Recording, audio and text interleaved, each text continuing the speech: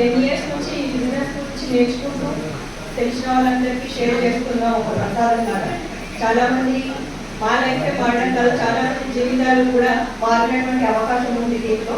ఎందుకంటే మనము ఒకప్పుడు గాంధీజీ కానీ నెహ్రూ కానీ చాలామంది స్వతంత్రం కోసం పోరాటం చేసేది తెలుసు కదా మనకి.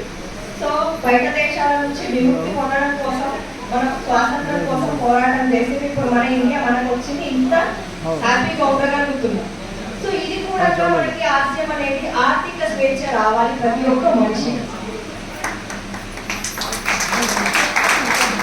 ప్రతి ఒక్కరికి కూడా ఆర్థిక స్వేచ్ఛ కావాలి. అందరూ కూడా మార్నింగ్ నుంచి పడుకునేంత వరకు పడుకున్నా నిద్రలో కూడా పొద్దున్నే మనకి ఏం గుర్తుకొస్తుంది, రేపు వాడికి ఈఎంఐ కట్టాలి, కార్ లోన్ ఉంది, చిట్టి కట్టాలి, పిల్లల ఫీజు కట్టాలి, ఇంట్లో గ్రాసరీ లేదు, ఇంకా స్కూల్లో కాలేజీలలో ఫీజులు కట్టాలి. నైట్ అయినా కూడా నిద్రలో కూడా డబ్బుల గురించి ఆలోచిస్తున్నాం. ప్రతి ఒక్కరి జీవన శైలి అదే ఉంది కదా, కష్టపడాలి, దాన్ని ఖర్చు పెట్టే విధానంలో మనకి ఒడిదుడుకులు అనేవి ఎదురవుతూ ఉంటాయి. సో ప్రతి ఒక్క మనిషికి కూడా ఇండిపెండెంట్ గా అంటే మనీ నుంచి డబ్బు నుంచి స్వేచ్ఛ రావాలి. అది ఓన్లీ ఆర్జీఎంలోనే అవుతుంది. సో ప్రతి ఒక్కరి సార్ ఇంతకు ముందు మనకి సాయి పాటిల్ సార్ చాలా అద్భుతంగా హిందీలో ప్లాన్ ప్రజెంటేషన్ అనేది ఇవ్వడం జరిగింది. సో ప్రతి ఒక్కరికి ఈ ప్రోడక్ట్ ఎందుకు తినాలి అంటే హెల్త్ గురించి. ఆరోగ్యమైన శరీరం కావాలా కావాలా ఆశయ ప్రోడక్ట్ తినండి. ఆగిపోకుండా ఇంకా కావాలా కావాలా ఆశయ బిజినెస్ చేయండి. జస్ట్ ఇది ఏంటే ఆరోగ్యకరమైనటువంటి శరీరం కావాలంటే ఆశయంలో ఉన్నటువంటి ఉత్పత్తులు మనం తినాలి.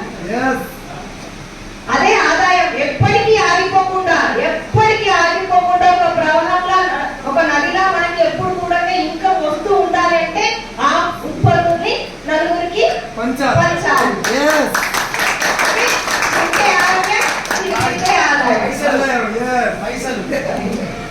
పైసలు ఓకే, మన తెలంగాణ భాష. సరే, సో ఫస్ట్ బెనిఫిట్ వచ్చేసి మనం ప్రతి ఒక్కరు కూడా దీంట్లో హెల్తీ ప్రోడక్ట్స్, ఇందులో ఉన్నటువంటి ప్రతి ఒక్క వస్తువు కూడా కెమికల్స్ ఏమి యూజ్ చేయకుండా ఆర్గానిక్ గా తయారు చేస్తారు. సార్ చెప్పారు కదా, మనకి మిల్లులో తయారైన వస్తువు డైరెక్ట్ గా కస్టమర్ దగ్గరికి వస్తుందా? వస్తుందా? మనం ఎప్పుడైనా కంపెనీ నుంచి వెళ్ళి కంపెనీలో కొనుక్కున్నామా? బట్టలే కావచ్చు, ఏమైనా గ్రాసరీ ఐటమ్స్ కావచ్చు, చెప్పులు కావచ్చు, ఏమైనా కంపెనీలో కొనుక్కున్నామా? చెప్పుల షాప్కి వెళ్తాం, బట్టల షాప్కి వెళ్తాం, మరి మనకి ఎక్కడి నుంచి వస్తున్నాయి? ఏజెంట్, డీలర్, హోల్సేలర్ వీళ్ళంతా సప్లై చేస్తున్నారు. మరి సప్లై ఊరికే చేస్తారా? సేవ చేసుకుంటారా? మనకి సేవ చేసుకుంటున్నారా? లేదు. ఇక్కడ నుంచి ఇక్కడ సప్లై చేసినందుకు ఇక్కడ 100 రూపాయలకు బయటకు వచ్చిన వస్తువు 200 అయింది. మిగతా 100 రూపాయలు ఎక్కడ పెరిగింది? మధ్యవర్తులు తీసుకున్నారు. మీరు సప్లై చేసినందుకే కదా. సో ఇక్కడ మళ్ళీ ప్రోడక్ట్ కల్తీ అవుతుంది. ఇక్కడ మంచి ప్రోడక్ట్ కంపెనీలో మంచి బ్రాండ్ ప్రోడక్ట్స్ ఉంటాయి, కొన్ని మాత్రమే విడుదలవుతాయి. దానికి 4 రేట్లు కలిపి బయటకి కల్తీ ప్రోడక్ట్స్ ఉంటాయి. అవి మనం వాడడం వల్ల ఇవాళ చాలా ఎన్నిష్ వస్తున్నాయి. ఇవాళ చూడండి, ఎంపేట ముసలి వాళ్ళు కట్టెట్టుకుని నడుస్తున్నారు, కానీ టీవీ షుగర్లు ఉన్నాయా?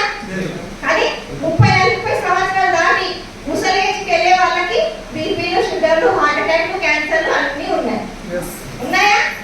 మరి దానికి కారణం ఏంటి? అప్పట్లో వాళ్ళు కల్తీ లేనటువంటి వస్తువుల్ని తినేవాళ్ళు, అవునా? కానీ మనం ఏం చేస్తున్నాం, ఇవాళ అంతా కల్తీ మార్కెట్ అయిపోయింది. ఈ ప్రోడక్ట్ తింటున్నా హాస్పిటల్లో పెట్టేస్తుంది. దానివల్ల ఉపయోగం ఏమైనా ఉందా?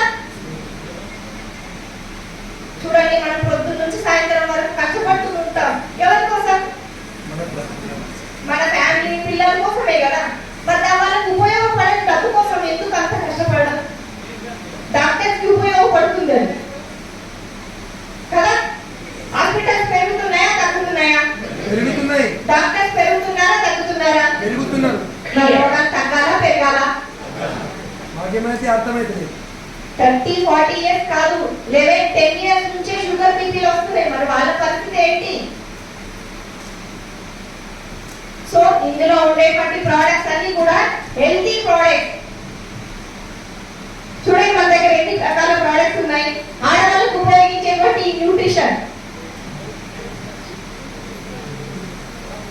ఎంత అద్భుతంగా పనిచేస్తుందంటే చాలా బాగుంటుంది. ఎందుకంటే దీంట్లో 50 న్యూట్రిషన్స్ ఉంటాయి. ఇది ప్రతి ఒక్క మహిళకి ఇది అవసరం. మెన్స్ట్రుయేషన్ అయినటువంటి ప్రతి ఒక్క 12 years అబౌవ్ ఉన్నటువంటి ప్రతి ఒక్క అమ్మాయికి ఇది అవసరం. చూడండి, ఈ మధ్యన మనకు చాలా మందికి పిసిఓడి ప్రాబ్లమ్స్ కానీ, గర్భసంచికి బుడగలు అవ్వడము, గడ్డలు అవ్వడము, సిజేరియన్ చేయించుకోవడము, గర్భసంచిని తొలగించడం, ఇలాంటివి వింటున్నామా? ఇంటింటి పోటీ ఏ విద్య సమస్య ఉందా లేదా? నిజమా కాదా? గట్టిగా. చిన్న వయసులోనే 35 years లోనే గర్భసంచిని తీసేయడం ప్రమాదమా కాదా? మరి దానికి ఎక్కడి నుంచి వచ్చింది? ఆ సమస్య ఎక్కడి నుంచి వచ్చింది ఆలోచించామా? ఎందుకంటే మనం యూజ్ చేస్తున్నటువంటి శానిటరీ నాప్కిన్స్ కావచ్చు, మనం యూజ్ చేస్తున్నటువంటి గ్రాసరీ ఐటమ్స్ కావచ్చు, కాస్మెటిక్స్ కావచ్చు కదా.